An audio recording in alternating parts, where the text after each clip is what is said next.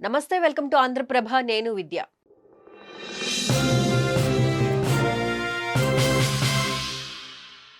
స్వేచ్ఛ ఓటర్కర్ అకస్మాత్తుగా ఆత్మహత్యకు పాల్పడ్డారు. ఎప్పుడు యాక్టివ్గా కనిపించే ఆమె బలవన్మరణానికి పాల్పడడం అందరినీ షాక్ గురిచేసింది. అసలు ఆమె ఆత్మహత్యకు గల కారణాలు ఏంటనే దానిపై భిన్నమైన వాదనలు వినిపిస్తున్నాయి. అయితే అసలు ఆమె మరణానికి కారణాలేంటి? కుటుంబ సభ్యులు ఏం చెబుతున్నారు? పోలీసుల దర్యాప్తు ఏ విధంగా సాగుతుందనేది ఈ వీడియోలో తెలుసుకుందాం.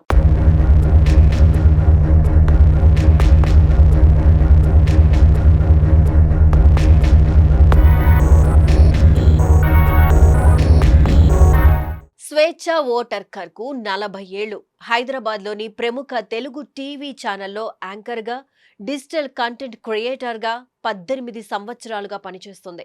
ఆమెకు ఇదివరకే పెళ్లి కాగా భర్తతో మనస్పర్ధలు రావడంతో విడిపోయింది. కూతురితో కలిసి బయటకు వచ్చిన స్వేచ్ఛ విడిగా బతుకుతోంది.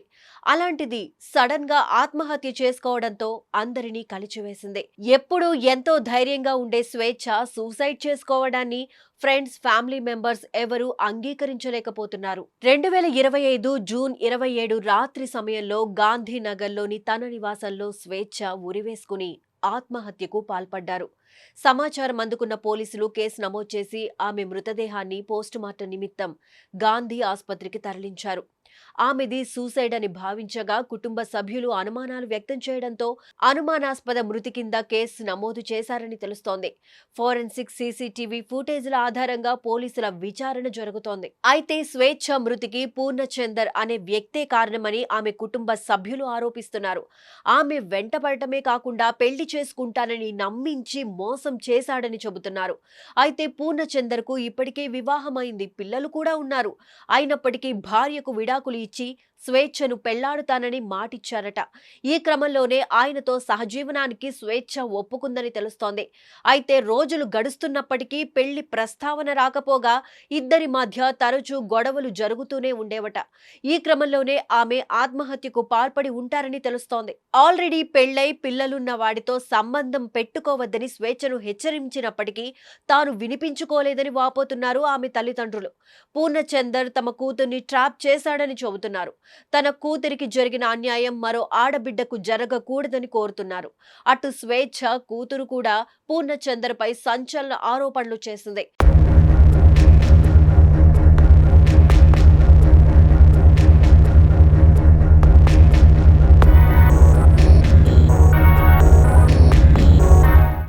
తన తల్లి చావుకు అతడే కారణమని ఆరోపించింది. పూర్ణచందర్ ఎప్పుడూ తనను విసిగించేవాడని, తనను తన తల్లితో కలవనిచ్చేవాడు కాదని చెప్పింది. తన తల్లి మరణానికి పూర్ణచందరే కారణమని, ఆయన లేఖలో రాసినవన్నీ అబద్ధాలేనని చెప్పుకొచ్చింది. ఇక కూతురు ఇచ్చిన స్టేట్మెంట్తో పూర్ణచందర్పై ఫోక్సో కేసు నమోదైంది. నమ్మించి మోసం చేయడం, ఆత్మహత్యకు ప్రేరేపించిన కేసులో బిఎన్ఎస్ యాక్ట్ 69, 108 సెక్షన్ల కింద కేసు నమోదు చేశారు చిక్కడపల్లి పోలీసులు. గతంలో కూడా తనతో పూర్ణచందర్ అసభ్యంగా ప్రవర్తించినట్లు స్వేచ్ఛ కూతురు స్టేట్మెంట్ లో పేర్కొంది.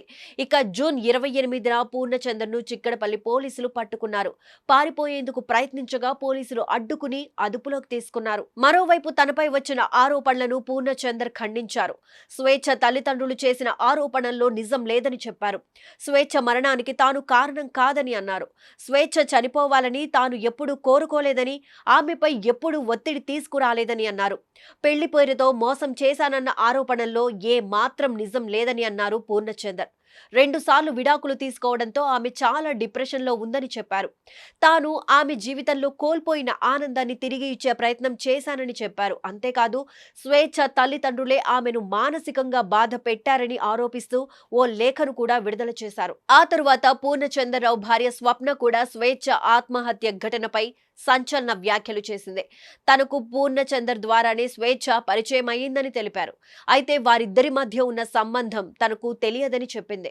స్వేచ్ఛ కూతురు అరణ్య తన భర్తపై చేస్తున్న ఆరోపణల్లో నిజం లేదని, తనని సొంత కూతురిలా చూసుకున్నాడని స్వప్న తెలిపింది. అంతేకాదు, స్వేచ్ఛ తనని మానసికంగా టార్చర్ చేయడంతో పాటు పూర్ణచందర్ను కూడా బ్లాక్మెయిల్ చేసిందని ఆరోపించింది.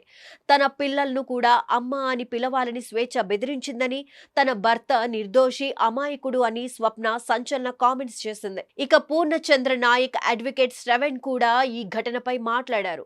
పూర్ణచంద్ర నాయక్ ను కలిసేందుకు రాగా పోలీసులు అనుమతించలేదని అన్నారు. ఎఫ్ఐఆర్ కాపీ అందితే బెయిల్ పిటిషన్ వేస్తామని అన్నారు. మైనర్ బాలికపై అసభ్యంగా ప్రవర్తించిన ఫోక్సో కేసు నమోదైనట్లుగా తన దృష్టికి రాలేదని చెప్పారు. స్వేచ్ఛ పేరెంట్స్ ఆరోపించినట్లుగా ఈ కేసులో హత్య కోణం ఏం లేదని అన్నారు. పూర్ణచంద్ర నాయక్ పై ఏ సెక్షన్ల కింద కేసు నమోదు చేశారో తెలియదని చెప్పుకొచ్చారు. ఇదిలా ఉండగా పూర్ణచందర్ వేధింపుల వల్లే స్వేచ్ఛ ఆత్మహత్యకు పాల్పడినట్లు ఇటీవల పోలీసులు నిర్ధారించారు. ఈ విషయాన్ని పోలీసుల విచారణలో సైతం పూర్ణచందర్ ఒప్పుకున్నట్లు తెలుస్తోంది. గత కొంతకాలంగా స్వేచ్ఛతో కలిసి ఉంటున్న పూర్ణ పెళ్లి చేసుకుంటానని నమ్మించి మోసం చేసినట్లు గుర్తించారు. పెళ్లి చేసుకుంటానని, భర్తతో విడాకులు తీసుకో అని పూర్ణచందర్ స్వేచ్ఛకు చెప్పినట్లు తెలుస్తోంది. పూర్ణచందర్ మాటలను నమ్మిన స్వేచ్ఛ భర్తకు విడాకులు ఇచ్చినట్లు తెలుస్తోంది. అయితే తరువాత అతను చేసిన మోసాన్ని గ్రహించిన స్వేచ్ఛ అతడి నుండి విడిపోదామని నిర్ణయించుకున్నట్లు సమాచారం. ఈ విషయంలోనే ఇద్దరి మధ్య గత కొంతకాలంగా గొడవలు జరుగుతున్నట్లు తెలుస్తోంది. ఆత్మహత్య చేసుకోవడానికి ముందు కూడా స్వేచ్ఛతో పూర్ణచందర్ గొడవ పడినట్లు పోలీసులు అనుమానిస్తున్నారు. ప్రస్తుతం స్వేచ్ఛ ఆత్మహత్యపై అన్ని కోణాల్లోనూ పోలీసులు దర్యాప్తును ముమ్మరం చేస్తున్నారు.